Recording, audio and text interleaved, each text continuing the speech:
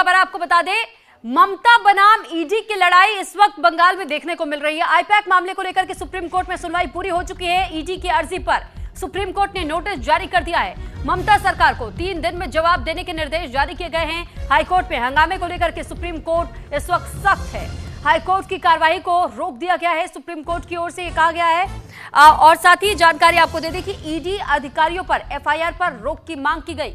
तो फिलहाल ये जानकारी आपको दे रहे हैं, ईडी की ओर से जो आईपैक के दफ्तर पर छापेमारी हुई थी और ममता बनर्जी अचानक से वहां पर पहुंच गई थी और उनकी ओर से दावा किया गया था कि जानबूझकर, क्योंकि बंगाल में बहुत जल्द अभी चुनाव होने हैं, तो जानबूझकर के केंद्र की ओर से इन जांच एजेंसियों का इस्तेमाल करते हुए परेशान करने का काम किया जा रहा है। और कुछ फाइल्स भी ममता बनर्जी वहां से लेकर के निकली थी, जिसके बाद से कोर्ट का दरवाजा ईडी की ओर से खटखटाया गया था। आईपैक मामले पर सुप्रीम कोर्ट में सुनवाई पूरी कर ली गई। ईडी की अर्जी पर सुप्रीम कोर्ट ने नोटिस जारी किया है ममता सरकार के नाम, और ममता सरकार को अब 3 दिन में जवाब देने होंगे। तो 3 दिन में जवाब देने के निर्देश कोर्ट की ओर से जारी किए गए हैं। यानी एक अल्टीमेटम है ममता बनर्जी के लिए भी, और ये कहा गया है कि उन्हें जवाब देना पड़ेगा। हाईकोर्ट में हंगामे को लेकर के सुप्रीम कोर्ट इस वक्त सख्त हो चुका है। हाईकोर्ट की कार्रवाई को रोका गया। ईडी और के कई अधिकारियों के साथ में भी जिस तरीके का सलूक देखने को मिला था, इसको लेकर भी सुप्रीम कोर्ट की ओर से स्पष्ट किया गया कि कोई भी जांच एजेंसियों के किसी काम में बाधा नहीं उत्पन्न कर सकता।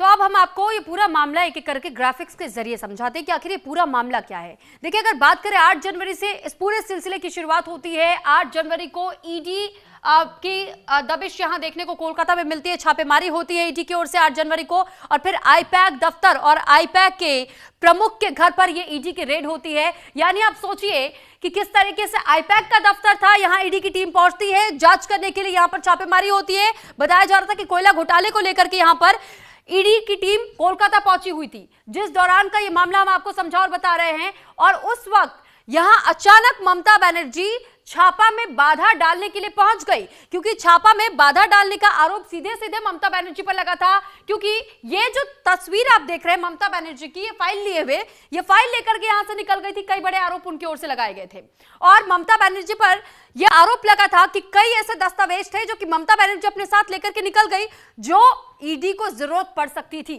हालांकि ममता बनर्जी की ओर से दावा किया गया था कि ये हमारे पार्टी के दस्तावेज है जो कि प्लानिंग और प्लॉटिंग के लिए काम आते। प्लानिंग यानी कि चुनाव के लिए रणनीति तैयार करने के लिए ये वो दस्तावेज थे। कलकत्ता हाईकोर्ट में फिलहाल सुनवाई चल रही है। इसके बावजूद भी आप सोचिए कि किस तरीके से इस पूरे मामले को लेकर के लगातार पश्चिम बंगाल की सरकार की ओर से दखल देने का काम किया जा रहा है। 9 जनवरी को हंगामे की वजह से यहां पर सुनवाई नहीं हुई थी। यह पूरा मामला हम आपको समझा रहे हैं इन ग्राफिक प्लेट्स के जरिए कि कैसे 8 जनवरी से सिलसिले की शुरुआत हुई। कोलकाता में जब ईडी की टीम पहुंची, यहां पर छापेमारी होती है, लेकिन वहां अचानक से एंट्री हो जाती है ममता बनर्जी की, क्योंकि पश्चिम बंगाल में इस वक्त कमान पूरी तरीके से ममता बनर्जी के हाथ में है। और ममता बनर्जी यहां पहुंचती है, वहां अचानक से कुछ फाइल्स लेकर के आती है। हम आपको अब ये पूरा मामला देखे समझा रहे हैं, ईडी वर्सेस ये टीएमसी कैसे हो गया। क्योंकि आप अगर इधर देखेंगे और समझेंगे तो टीएमसी की ओर से कहा गया कि एसआईआर का विरोध है, इसलिए कार्रवाई हो रही है। ईडी ने कहा कि कोयला घोटाले की जांच में रुकावट डालने का काम किया गया, क्योंकि मामला 2022 से जुड़ा हुआ है। ये ईडी की ओर से कहा गया था कि इसके तार बंगाल में मिले, जिस वजह से हम यहां पहुंचे, हमने यहां दबिश दी, छापेमारी की। टीएमसी की ओर से कहा गया एसआईआर का विरोध किया तो हमारे दफ्तर पर कार्रवाई हुई। टीएमसी की ओर से यह भी कहा गया कि बदले की भावना से ईडी की छापेमारी हुई। ईडी की ओर से कहा गया कि ईडी का काम रोकने की कोशिश की गई है पश्चिम बंगाल सरकार की ओर से, क्योंकि ममता बनर्जी इन्वॉल्व खुद हो गई। उन्होंने कई सारी बयानबाजियां भी जारी की, यहां तक कि होम मिनिस्टर को उन्होंने नॉटी तक कह दिया और यह कहा कि नॉटी होम मिनिस्टर को संभालिए प्रधानमंत्री। तो टीएमसी की ओर से यह भी कहा गया कि राजनीतिक कार्यालय यानी आईपैक पर यह छापेमारी हुई है। यह हमारा राजनीतिक दफ्तर था जहां पर पूरी रणनीति तैयार हो रही थी। ईडी ने दावा किया बदले की भावना से ईडी की छापेमारी नहीं थी। है तो ये बदले की भावना जो क्लेम किया गया था टीएमसी की ओर से, इसका खंडन ईडी की ओर से किया गया। दूसरी तरफ आप दोबारा देखिए कि टीएमसी की ओर से कहा गया कि गोपनीय और संवेदनशील डेटा जब्त किया गया है हमारा, जो चुनाव से जुड़े हुए थे। ईडी ने कहा छापेमारी के दौरान सीएम खुद पहुंच गई थी, उन्होंने काम में बाधा डालने की कोशिश की और उनके कोई दस्तावेज हमारी ओर से लेकर के नहीं जाया गया। तो आप स्थितियां समझिए कि कैसे टीएमसी की ओर से बार बार इसे गोलमोल घुमाने की कोशिश की गई। टीएमसी से जुड़े हुए नेता पर एक्शन दुर्भाग्यपूर्ण तृणमूल कांग्रेस की ओर से बता दिया गया। ईडी की टीम यह कहती है कि ममता के खिलाफ एफआईआर दर्ज होनी चाहिए। तो ये सिलसिलेवार तरीके से पूरा घटनाक्रम हमने आपके सामने रखा कि कैसे एक दूसरे पर आरोप प्रत्यारोप ईडी और टीएमसी दोनों की ओर से लगाए गए। ईडी की ओर से यह भी दावा किया गया था कि तलाशी के दौरान अधिकारियों को रोका गया था और टीएमसी की ओर से दावा किया गया कि तृणमूल कांग्रेस से जुड़े हुए नेता पर एक्शन पूरी तरह दुर्भाग्यपूर्ण है। यह डेमोक्रेसी, ये लोकतंत्र की हत्या करने का काम है।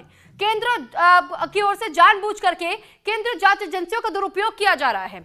इस पर भी ईडी का यह कहना था कि तलाशी के दौरान जो अधिकारी वहां पर मौजूद थे जिनको जांच करनी थी, लेकिन जबरन तृणमूल कांग्रेस के नेताओं और कार्यकर्ताओं की ओर से उन्हें रोका गया। टीएमसी का कहना है कि ईडी की जो कार्रवाई हुई ये पूरी तरह चुनावी साजिश है। मामला 2022 का है, तो इतने सालों का इंतजार आखिर क्यों करना पड़ा? आखिर क्यों इससे पहले ये कार्रवाई नहीं हुई? अब हम आपको यह भी बताते कि ईडी ने इसमें क्या क्या कहा है। अवैध कोयला तस्करी केस से जुड़ा हुआ ये पूरा मामला है। यह कार्रवाई जारी थी पहले से, साल 2022 से कार्रवाई चल रही है, लेकिन अचानक 2026 आते आते जनवरी के महीने में कोलकाता में ईडी की दबिश होते छापेमारी शुरू हो जाती है। यह कार्रवाई किसी राजनीतिक पार्टी पर नहीं की गई, ईडी ने स्पष्ट किया है। इसके साथ यह भी कहा गया है कि दरअसल जो मामला चल रहा था 2022 से जांच जारी थी, मनी लॉन्ड्रिंग का था। यहां तक हवाला ट्रांसफर और मनी रूट की हम जांच कर रहे थे, जिसमें कि कोलकाता का कनेक्शन सामने आया। हमारी टीम कोलकाता पहुंची, हमने जांच शुरू की। छापेमारी का चुनाव से कोई लेना देना नहीं है। जो तृणमूल कांग्रेस दावा कर रही है कि हमारे चुनाव की रणनीतियों को चुराने का काम केंद्र की सत्ता करना चाह रही है। मनी लॉन्ड्रिंग के खिलाफ नियमित कार्रवाई की जा रही थी, ये ईडी की ओर से कहा गया। क्योंकि आप समझिए, जब भी कहीं मनी लॉन्ड्रिंग का मामला सामने आता है तो एंट्री होती है ईडी की, और जब ईडी कोलकाता पहुंची इसी मनी लॉन्ड्रिंग के मामले में और कई जांच करने के लिए, खुलासे करने के लिए, तो यहां ममता बनर्जी पहले तो आईपैक के दफ्तर पहुंच गई, कुछ फाइलें लेकर वहां से निकली। फिर अगले दिन भी जब जांच के लिए अधिकारी पहुंचे, उन्हें पहले रोका गया। कई टीएमसी के कार्यकर्ताओं की ओर से कुछ और फाइल्स हटाई गई और फिर ममता बनर्जी ने एक भव्य रैली तक निकाल दी, क्योंकि उनका कहना था कि जानबूझकर चुनाव से पहले हमारे खिलाफ यह साजिश की जा रही है।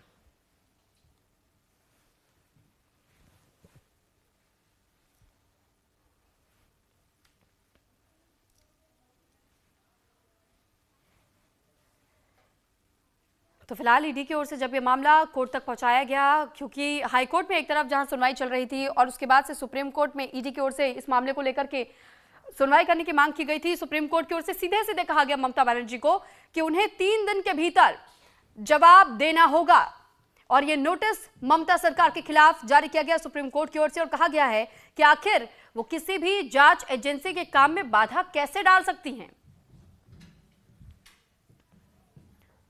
तो फिलहाल अब 3 दिनों के भीतर ममता सरकार की ओर से क्या जवाब दिया जाता है, उसके बाद सुप्रीम कोर्ट का क्या रुख होगा, इस पर हमारी नजर बनी रहेगी। अपडेट्स भी हम आप तक पहुंचाएंगे। तो वहीं हिमाचल प्रदेश में नशा के खिलाफ अभियान लगातार जारी है, जहां सरकार युवाओं को नशे के चंगुल से बाहर लाने की मुहिम चला रही है। और इसी को लेकर के हिमाचल प्रदेश के राज्यपाल शिव प्रताप शुक्ल से की खास बातचीत हमारे सहयोगी ने, दिखाते आपको।